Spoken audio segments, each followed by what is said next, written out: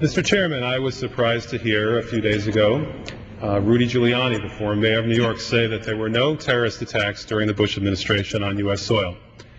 He later corrected that remark to say that there were no terrorist attacks on U.S. soil while President Bush was leading the country, except for just 9/11. Only the terrorist attack on 9/11.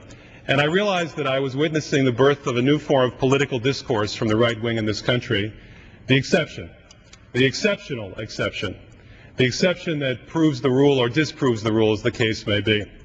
So I'm expecting that in the future we'll hear from the right wing the claim that no cities drowned under the Bush administration except for New Orleans, and that there were no wars that were started by mistake under the Bush administration except for the war in Iraq, and that the Bush administration added nothing to the federal debt except for $500 billion, which works out to $15,000 for every man, woman, and child in this country. And that they respected all of our constitutional rights as Americans, except when they didn't. I think that we'll hear the Republicans claim that the Bush administration managed the economy quite well, except when they brought it to the brink of national bankruptcy.